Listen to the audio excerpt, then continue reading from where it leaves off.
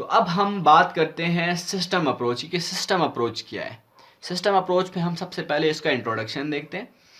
تو انٹروڈکشن میں ہم زیادہ بات کیے بغیر پہلے ان کے جو ہے نا وہ پروپوننٹس دیکھتے ہیں کہ مورٹن کیپلن اور ڈیوڈ ایسٹن کو تو ہم نے بات کر لی تھی کہ سسٹم اپروچ میں ان کا بڑا رول ہے، اور مورٹن کیپلن. اس کے علاوہ پروفیسر رابرٹ ای ہارکوے، ان کا بھی بہت جو ہے نا یہ بھی اس کے پروپوننٹس میں ہیں. سسٹم کا مطلب سمجھیں کہ از a body every part of which is inter related, یعنی کہ سسٹم ایک ایسا جسم ہے جس کے تمام پارٹس آپس میں کنیکٹڈ ہیں. جیسے ہمارے ہاتھ ہے نا آپس میں کنیکٹڈ ہے، ہر چیز آپس میں کنیکٹڈ ہے، انٹر ریلیٹڈ ہے، کام کرتی رہتی ایک دوسرے کے ساتھ مل کے. ایک چیز کے بغیر دوسری چیز نہیں ہو سکتی، ریلیشنز نہیں بن سکتے. ٹھیک ہے. System influencers environment and vice versa, یعنی کہ آپ کا سسٹم تو انوائرمنٹ کو انفلوئنس کرتا ہے، لیکن جو انوائرمنٹ ہے آپ کی وہ بھی آپ کے سسٹم کو انفلوئنس کرتی ہے. اسی کو ہم وائس ورسا کہتے ہیں. System include social, economic and political جو آپ کے اسپیکٹس ہوتے ہیں along with their sub systems, یعنی کہ جو سوشل سسٹم، اکنامک سسٹم اور پولیٹیکل سسٹم کے اندر کے جو سب سسٹمز ہیں وہ بھی ہم اس میں دیکھتے ہیں. سسٹم اپروچ کے اندر ہم دیکھتے ہیں کانسیپٹ آف باؤنڈری، جو آپ کی باؤنڈری کا کانسیپٹ ہے آف سسٹمز، یعنی کہ سسٹمز کی باؤنڈری. ایک تو ہوتی ہے آپ کی اسٹیٹس کی باؤنڈری، تو اسٹیٹس کی نہیں سسٹمز کی باؤنڈری. یہ آپ دیکھیں کہ ایک بڑا سسٹم ہے اور اس کے اندر کئی سارے سسٹمز ہیں. ٹھیک ہے، یعنی کہ جس کو ہم سب سسٹمز کہتے ہیں، اور سب کے آپس میں بارڈرز ہیں. آپ دیکھتے ہیں سب کی لائنز ڈیفائنڈ ہے، بھائی اس کا یہ پارٹ ہے، اس کا یہ پارٹ ہے، تو ڈیفائنڈ ہے ساری کی ساری. ٹھیک ہے. Most important elements of international system are nation state, یعنی کہ امپارٹنٹ جو چیز ہے وہ آپ کی نیشن اسٹیٹ ہے، یعنی کہ ایک اسٹیٹ خود ہے. تو وہ جو نیشن اسٹیٹ ہے اس کے پاس سوورینٹی ہے، وہ سوورینٹی جو ہے اس کو انجوائے کرتی ہے. ٹھیک ہو گیا. یہ آپ کا سسٹم، ایک سسٹم کے اندر ایک انٹروڈکشن دیکھا ہم نے. اب ہم اس کا باقاعدہ ایک ماڈل دیکھتے ہیں کہ آپ کا مورٹن کیپلن جو کہ مین پروپوننٹ ہیں آپ کے جو سسٹم اپروچ ہے اس کی انہوں نے 6 ماڈل دیے تھے انٹرنیشنل سسٹم کے. وہ ہم دیکھتے ہیں کیا ہے. تو پہلا ماڈل انہوں نے دیا تھا کہ the balance of power system.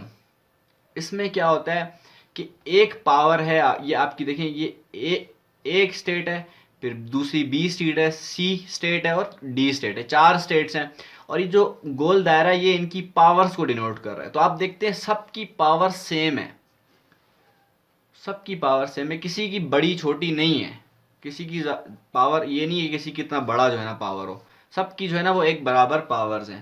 لہٰذا کیا ہوا، بیلنس قائم ہو گیا سب کے بیچ میں. تو یہ ایک ایسا سسٹم بھی ہوتا ہے دنیا میں، اور رہا بھی ہے ایک ٹائم میں ایسا سسٹم کہ جب آپ کا بہت ساری یعنی کہ 4 یا 5 پاور ایسی ہوتی ہیں جو کہ بڑی اور ایک برابر پاورز ہوتی ہیں، ان کی تمام کی جو پاورز ہوتی ہیں وہ سیم ہوتی ہیں. تو اس طرح سے جو بیلنس ہوتا ہے پاورز کے بیچ میں وہ آپ کا مینٹین ہو جاتا ہے. No risk of war until disrupted. تو جب تک آپ کا یہ بیلنس آف پاور ڈسرپٹ نہیں ہوتا، یعنی کہ جو مثال مان لیں بی نے اپنی طاقت بڑھا لی، یہ لیں، اب جب اس طاقت اپنی بڑھا لی تو ڈسرپٹ ہو گیا بیلنس آف پاور، تو اب پھر لڑائی اور کانفلکٹ کا خطرہ ہوتا ہے. ٹھیک ہے. اس کے بعد آپ کے جو بیلنس آف پاور کے بھی انہوں نے 6 رولز بتائے ہیں. یہ جلدی سے دیکھ لیتے ہیں کہ آپ نے کیا کرنا ہے کہ جو اپنی جو ملٹری اسٹرینتھ ہے وہ بڑھانی ہے اگر، تو آپ نے نیگوسیشنز کے تھرو بڑھانی ہے، آپ نے ایگریسو مینز کے تھرو نہیں بڑھانی. جس کی مثال سب سے بڑی آپ کی شملہ ایگریمنٹ، شملہ اکارڈ جو ہوا تھا ہمارا بھٹو 1970 آپ کا آئی تھنک 1972 میں ہوا تھا، تو وہ آپ دیکھ لینا. تو وار آن the risk on national interest, یعنی کہ اگر چلے آپ کا بیلنس آف پاور مینٹین ہو رہا ہے یا نہیں ہو رہا ہے ٹھیک ہے وہ الگ بات ہے، لیکن اگر نیشنل انٹرسٹ پہ کمپرومائز آتا ہے اور اس پہ لڑنا پڑتا ہے آپ کو تو لڑو، بے شک اگر ضروری ہے تو لڑو. ٹھیک ہے. یہ ایک جو ہے نا ماڈل کانسیپٹ دیا بیلنس آف پاور کا انہوں نے. پھر انہوں نے بات کی کہ ویکر اسٹیٹ شوڈ لیو، جو کمزور اسٹیٹ ہے اس کو میدان سے نکل جانا چاہیے، زیادہ ٹائم ضائع اپنا بھی نہ کرے اور دوسروں کا بھی نہ کرے. اگلا انہوں نے بیلنس آف پاور کا پرنسپل دیا پریونشن آف فردر کولیشن، یعنی کہ ٹھیک ہے جو پہلے سے جو آپ کے الائنسز بنے ہوئے ہیں 2، ٹھیک ہے، اب یہ نہیں کہ ایک تیسرا الائنس بھی آئے، تیسرا الائنس کو آنے کی اجازت یہاں پر نہیں ہے. اس کو نہیں تیسرا الائنس بننے نہیں دینا ہے آپ نے، ورنہ اور معاملات خراب ہو جائیں گے۔ پریونشن آف سبسکرائبنگ الائنس، یعنی کہ اگر کوئی دوسرا چھوٹا کنٹری اس کنٹری کو جوائن کرتا ہے، آپ دیکھتے ہیں تو اس سے بھی منع کرنا ہے اس کو، الائنسز بنانے سے منع کرنا ہے اس کو، ٹھیک ہے، تاکہ مینٹین رہ سکے بیلنس آف پاور۔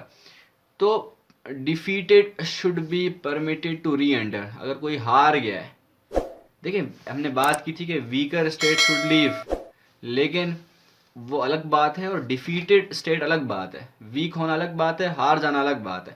تو defeated state should be permitted to re inter. تو اگلا جو سسٹم انہوں نے بتایا وہ بتایا ہمیں لوز بائی پولر سسٹم۔ وہ کیا ہے کہ اس میں جو ہے نا آپ کا اگر بیلنس آف پاور ڈسٹروائے ہو جائے تو آپ کا یہ سسٹم بن جاتا ہے لوز بائی پولر سسٹم۔ اس میں ہوتا کیا ہے کہ دو سپر پاورز ہوتی ہیں، ایک آپ کی ہوتی ہے اے اور ایک ہوتی ہے بی۔ تو جو چھوٹی اسٹیٹس ہوتی ہیں وہ یا تو بی کو جوائن کرتی ہیں یا پھر اے کو جوائن کرتی ہیں، لیکن کچھ اسٹیٹس یہاں پر ہوتی ایسی ہیں جو کہ نان الائنڈ ہوتی ہیں، وہ کسی کے ساتھ الائنڈ نہیں ہوتی ہیں، اور وہی جو اسٹیٹس ہوتی ہیں وہ ایز اے ٹرانزیشنل پاور پھر رول پلے کر رہی ہوتی ہیں، ٹھیک ہو گیا۔ تو بہت سپرا نیشنل اینڈ نیشنل ایکٹرز جو ہے نا وہ اس میں پارٹیسپیٹ کرتے ہیں۔ سپرا نیشنل کیا ہوتا ہے؟ نیٹو، سیٹو، سینٹو، وارسا پیکٹ، یہ اس کی کچھ ایگزامپلز ہیں، ٹھیک ہے۔ اس کے علاوہ یو این او بھی اس کی ایک ایگزامپل ہے۔ تو آپ دیکھتے ہیں کہ جو بھی آپ کی وہ ہوتی ہے نان الائنڈ جو آپ کی اینٹیٹیز ہوتی ہیں، ان میں اسٹیٹس تو آتی ہیں لیکن یو این او بھی آتی ہے، ٹھیک ہے۔ تو یو این او بھی ہو سکتی ہے، لہٰذا وہ لوز بائی پولرٹی کو مینٹین کر سکے۔ پھر آپ کا ٹائٹ بائی پولرٹی ہو جاتی ہے۔ اگلا جو سسٹم ہے آپ کا وہ اس میں کیا ہوتا ہے کہ دو سپر پاورز ہوتی ہیں صرف، اور نان الائنڈ جو ہوتی ہیں آپ کی وہ نہیں ہوتی، صرف دو پاورز ہوں گی، اے یا بی، اور چھوٹی اسٹیٹس نے یا تو اے کو جوائن کیا ہوگا یا بی کو جوائن کیا ہوگا، تیسری کوئی بھی اسٹیٹس نہیں ہوں گی یہاں پر۔ اگلا ہے فورتھ آپ کا یونیورسل ایکٹر سسٹم۔ اس میں کیا ہوتا ہے کہ آپ کی یونی پولیرٹی جو ہوتی ہے وہ آپ کی اس کے ساتھ ساتھ، ایک تو یونی پولیرٹی کا مطلب ہے ایک پاور، اس کے علاوہ انٹرنیشنل آرگنائزیشن بھی یہاں پر ہوتی ہے، ٹھیک ہے۔ تو یونی پولیرٹی میں ایک ہی پاور ہوتی ہے آپ کی، تو اب یا تو وہ اسٹیٹ ہوگی کوئی، یا پھر آپ کی کوئی انٹرنیشنل آرگنائزیشن ہوگی جو کہ آپ کا کانسٹیٹیوشن بنائے گی یا پھر آپ کا لا بنائے گی۔ تو جتنی بھی باقی اسٹیٹس ہیں آپ دیکھتے ہیں ان کے اوپر جو رول ہوگا وہ کسی آرگنائزیشن کا رول ہوگا یا کسی اسٹیٹ کا رول ہوگا، ٹھیک ہے۔ تو اس میں آپ کو اس طرح کا سسٹم بنانے کے لیے لانگ ٹرم آف جو ڈسٹیبلٹی ہے وہ آپ کو جو ہے نا وہ چاہیے ہوتی ہے، تب جا کے اس طرح کا سسٹم آپ بنا سکتے ہیں، وجود میں آتا ہے، ٹھیک ہو گیا۔ اب ہم دیکھتے ہیں اپنا جو ہے نا وہ اگلا سسٹم کہ دا ہیرارکیکل انٹرنیشنل سسٹم۔ اس میں آپ کی جو ہے نا وہ دو اینٹیٹیز ہوتی ہیں، ایک آپ کی یونی پولیرٹی ہوتی ہے یعنی کہ ایک پاور ہوتی ہے، دوسرا اس میں انٹرنیشنل آرگنائزیشن بھی ہوتی ہے، جیسا کہ ہمارا آج کا سسٹم ہے کہ آپ دیکھتے ہیں کہ ایک ہی پاور ہے یو ایس سے، اور دوسرا آپ کا انٹرنیشنل آرگنائزیشن بھی ہے۔ اس میں پھر دو قسمیں ہوتی ہیں آگے، ایک ہوتی ہے آپ کی ڈائریکٹو جو کہ آپ کے کسی ورلڈ کانکویسٹ کے ذریعے بنی ہوتی ہے، جیسے کہ کوئی وار ہو گئی، پھڈا ہوا، کچھ بھی ایسا کانکویسٹ ہوا، اس کے بعد آپ کا یہ سسٹم وجود میں آیا ڈائریکٹو ہیرارکیکل، ٹھیک ہے۔ اس کو ڈائریکٹو ہیرارکیکل کہتے ہیں اگر وہ کسی لڑائی کے ذریعے وجود میں آیا ہو۔ اگر وہ ڈیموکریسی کے ذریعے وجود میں آیا ہو، لوگوں کو اویئرنیس آئی ہو ڈیموکریسی کی اور انہوں نے کام کیا ہو، تو اس کو ہم پھر نان ڈائریکٹو جو ہے نا وہ ہیرارکیکل انٹرنیشنل سسٹم کہتے ہیں، ٹھیک ہو گیا۔ پھر آپ کا جو ہے نا اگلا سسٹم ہے یونٹ ویٹو سسٹم۔ اس میں جو تمام جو اسٹیٹس ہوتی ہیں ان کے پاس نیوکلیئر ویپن ہوتا ہے، اس طرح سے جو آپ کا بیلنس آف پاور اور بیلنس آف ٹریڈ جو ہے وہ مینٹین ہو جاتا ہے۔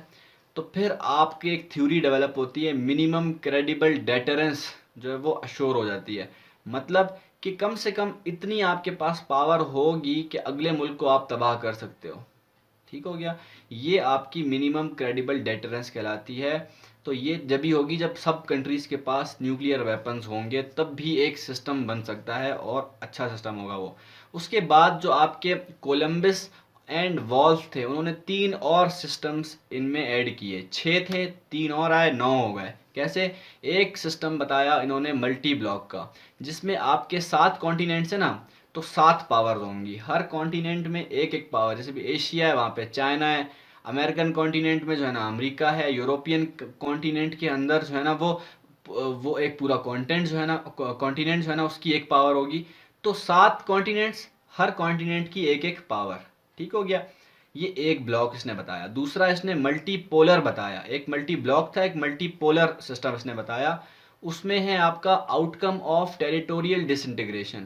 جیسے کہ آپ نے دیکھا تھا جب سوویٹ یونین آپ کا کولڈ وار کے بعد ڈس انٹیگریٹ ہوا تھا، ٹوٹ گیا تھا، تو اس طرح کی اسٹیٹس بنی تھیں بہت ساری جو ٹیریٹوریل ڈس انٹیگریشن ہوئی، جس میں آپ کا سینٹرل ایشین جو ریپبلکس ہیں وہ آپ کے بنے. اس کے علاوہ یوگوسلیویا اور چیکوسلوواکیا، ان کے بھی جو ہے نا وہ سسٹمز جو ہے نا وہ اسی طرح سے بنے ہیں. یہ بھی ملٹی پولرٹی جو آئی ہے یہاں پر بھی وہ اسی طرح سے آئی. ٹھیک ہے، ٹیریٹوریل ڈس انٹیگریشن کے بعد ہوئی یہاں پر.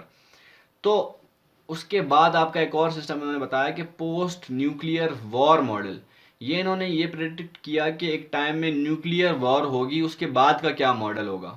تو اس میں جو بہت زیادہ موسٹ ٹرینیکل رجائم ہوگی آپ کی، وہی جو ہے نا وہ کنٹرول کرے گی کسی جو ہے نا distribution of food and shelter and medicine کو. کیا مطلب کہ جو آپ کی ٹیرینیکل رجائم کیا ہوتی ہے، یعنی کہ آپ کی کوئی ایک الائنس، مثال ایشیا کے اندر آپ کی ایک الائنس بنتی ہے چائنا پاکستان، ٹھیک ہے، یہ آپ کی الائنس بنتی ہے، اور اگر یہ نیوکلیئر ویپنز کا یوز کرتے ہیں تو ان کو ہم ٹیرینیکل رجائم کہیں گے. ٹھیک ہے. تو یہ پھر جو موسٹ ٹیرینیکل رجائم ہوگی وہ پھر جو آپ کا فوڈ ہے، شیلٹر ہے اور میڈیسن ہے، اس کی سپلائی کو کنٹرول کرے گی. یہ 3 ماڈلز اور دیے گئے. ٹھیک ہے. اس کے علاوہ آپ کا جو اور جو ہے نا 7 ماڈلز رابرٹ ای ہاکوے نے دیے. یہ میں آپ کو اس لیے بتا رہا ہوں، بالکل میں آپ کو شارٹ کٹ میں بتاؤں گا، زیادہ ڈیٹیل میں نہیں لے کے جاؤں گا، ٹینشن نہ لیں آپ. بتا اس لیے رہا ہوں تاکہ آپ کی انڈرسٹینڈنگ اچھے سے ڈیولپ ہو سکے. پہلا ماڈل انہوں نے دیا 3 بلاک کا، جس میں جاپان، کوریا، ساؤتھ ایشیا کے اندر اور چائنا، یہ تمام جو ہے نا آپ کے اس میں 3 یہ بلاکس ہو سکتے ہیں. پہلا بلاک آپ کا کیا ہے، یہ جاپان، کوریا، ساؤتھ ایشیا اور چائنا کی کنٹریز مل کے ایک بلاک بنا لیں. دوسرا بلاک بن سکتا ہے آپ کا جو ویسٹرن ہیمیسفیئر ہے، جو آپ نے دیکھا ہے یہ والا جو آپ کا کانٹیننٹ ہے، یہ آپ دیکھتے ہیں نا، یہ والا جو آپ کا کانٹیننٹ ہے امریکہ، اور یہ آپ کا کینیڈا، اور یہ پھر آپ کا ساؤتھ امریکہ. یہاں پر آپ کو یو ایس، یہ ایک جو ہے نا ایک بلاک بن جائے گا جس میں یو ایس جو ہے نا وہ لیڈ کر رہا ہوگا. پھر ایک جرمن سینٹرڈ یوروپین بلاک ہوگا، جو یوروپین کے یہاں پر آگے آپ نے دیکھا ہے کنٹریز ہیں، یہاں پہ جو جرمنی ہوگا وہ آپ کا ایک بلاک بنا رہا ہوگا یورپ کے اندر، تو یورپ کا ایک بلاک بنے گا. یہ 3 قسم کے بلاک یہاں پر رابرٹ ای ہاکوے کے مطابق بن سکتے ہیں. پھر دوسرا یہاں پر کیا ہوگا، دوسرا سسٹم انہوں نے بتایا 7 ماڈلز ہیں نا، تو دوسرا ماڈل کیا ہے، ری وائٹلائزڈ بیلنس آف پاور، جس میں یو ایس، چائنا، رشیا اور یورپ آپ کا ہوگا. صرف یہی پاورز ہوں گی، جیسے کہ ہم نے بات کی تھی نا کہ یہ پاورز ہوتی ہیں اور سب کی پاورز جو ہے نا وہ ایکول ہوتی ہیں. تو یہ ایک ایسا سسٹم بن سکتا ہے جس میں یو ایس، چائنا، رشیا اور یورپ کی پاورز برابر ہوں، اور پھر بیلنس آف پاور کے تحت دنیا ایک چلے. ٹھیک ہے. اس کے بعد تیسرا ماڈل ہوتا ہے کلیش آف سویلائزیشن کا ماڈل ہے. یہ سیمیول پی ہنٹنگٹن نے بتایا تھا، جس میں آپ کا جو ہے نا وہ بتایا تھا کہ سویلائزیشنز ہیں، مختلف سویلائزیشنز ہیں آپ کی، چائنیز، مسلم، ویسٹرن، تو ان کا آپس میں پھڈا ہوگا. ٹھیک ہے. تو یہ بھی کچھ ایک سسٹم بنا ہوا ہے کہ سویلائزیشن کا سسٹم ہے. ٹھیک ہے. پھر یونی پولر ماڈل، یہ جو کرنٹلی پریویلنگ ہمارا جو آرڈر ہے وہ یہی ہے یونی پولر ماڈل، اس میں ایک ہی سپر پاور ہوتی ہے. ٹھیک ہے. پھر 5th ہے آپ کا دا گلوبل ولیج ماڈل. اس میں یہ بات کی کہ جو آپ کی ٹیکنالوجی اور کمیونیکیشن ہے وہ اتنی زیادہ ایڈوانس ہو جائے گی کہ دنیا ایک گلوبل ولیج بن جائے گی، اور پھر پھڈے نہیں ہوں گے، ایک سسٹم وجود میں آ جائے گا. ایک ہے آپ کا 6th zone of peace and turmoil. تو جو زون آف پیس کا جو کہا گیا ہے وہ یورپ کو کہا گیا ہے کہ یورپ کے اندر پیس ہوگا، اور ٹرموائل کا جو زون ہے وہ کون سا ہے، جاپان، یو ایس اور ایشیا، یہاں پر پھڈے رہیں گے ہمیشہ. ٹھیک ہے. یہ ایک ماڈل ہے یہاں پر. پھر 7th ماڈل ان کا ہے انسیپینٹ بائی پولر سسٹم. کیا مطلب کہ نیو جو آپ کا رشیا اور یو ایس کا آپ کو پتہ ہے جو ہے نا وہ پھڈا چلنے کا خوف ہے، ایک نیا سسٹم بن سکتا ہے. اس کے علاوہ چائنا، یو ایس کا تو چل ہی رہا ہے، آپ نے دیکھا ہے. یا یہ ہو سکتا ہے کہ ایک طرف آپ کا یو ایس اور یورپ مل جائیں، دوسری طرف آپ کا رشیا اور چائنا مل جائیں. اور ان دونوں کے بیچ میں 2 بلاکس ہو گئے اور ان دونوں کے بیچ میں مقابلہ شروع ہو جائے تو اس کو ہم انسیپینٹ بائی پولر سسٹم کہتے ہیں، جس میں 2 ہوں گے اور دونوں الائنڈ پاورز ہوں گی، ٹھیک ہے۔ تو یہ تھا ہمارا جو ہے نا وہ سسٹم اپروچ جو تھی ہماری، وہ ہم نے دیکھ لی۔ اس کے بعد اس کے اندر جو ہے نا ہم دیکھتے ہیں ایک آخری چیز ہے چھوٹی سی، وہ ڈیوڈ ایسٹن بھی ہم نے سمجھا تھا کہ وہ اس کے پروپوننٹ ہیں۔ تو ڈیوڈ ایسٹن نے ہمیں پولیٹیکل سسٹم ماڈل دیا ہے۔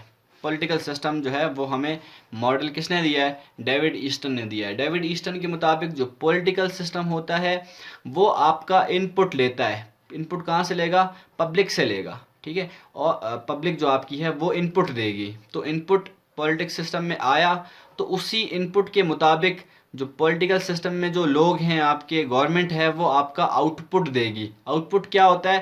آؤٹ پٹ آپ کا ڈیسیجن میکنگ ہوتا ہے، ٹھیک ہے۔ تو اس ڈیسیجن پر پھر دوبارہ سے جو آپ کی پبلک ہوگی وہ فیڈ بیک دے گی، ٹھیک ہے، اور اسی فیڈ بیک کے مطابق دوبارہ سے آپ کا ان پٹ جو ہے وہ ڈیسائیڈ کیا جائے گا اور اس طرح سے یہ سسٹم چلتا رہے گا، ٹھیک ہے۔ تو پولیٹیکل سسٹم کیا ہوا یہاں پر؟ تو پولیٹیکل سسٹم کے اگر آپ غور کریں تو 2 فنکشنز یہاں پر سامنے آتے ہیں۔ پہلا فنکشن یہ ہے کہ cap allocating resources and values to society, یعنی کہ کنٹینیوسلی آؤٹ پٹ دیتے رہنا ہے آپ نے، کنٹینیوسلی، ٹھیک ہے۔ دوسرا فنکشن کیا ہے کہ ensuring that all man must accept those values, کہ جو آپ آؤٹ پٹ دے رہے ہو وہ آپ نے انشور کرنا ہے کہ تمام لوگ اس کو ایکسیپٹ بھی کریں اور اس کو مانیں بھی، ٹھیک ہے۔ یہ ماڈل ہمیں دیا ڈیوڈ ایسٹن نے۔ تو ہمارا جو یہ جو ٹاپک ہے ہمارا سائنٹیفک ریولوشن کا، جس میں ہم نے بیہیویئر اپروچ بھی دیکھ لی اور آپ کا سسٹم اپروچ بھی ہم نے دیکھ لی، ٹھیک ہو گیا۔ تو یہ ہمارا ٹاپک یہیں پہ کمپلیٹ ہوتا ہے۔ امید کرتا ہوں آپ لوگوں کو یہ ویڈیو پسند آئی ہوگی۔ اگر آپ لوگوں کو واقعی میں یہ ویڈیو پسند آتی ہے تو اس ویڈیو کو لائک کریں، شیئر کریں اپنے دوستوں کے ساتھ اور کمنٹ کریں، اور ساتھ ہی ساتھ اس چینل کو ضرور سبسکرائب کریں۔ میں ملتا ہوں آپ سے اگلی ویڈیو میں، تب تک کے لیے اپنا خیال رکھیے گا۔ اللہ نگہبان۔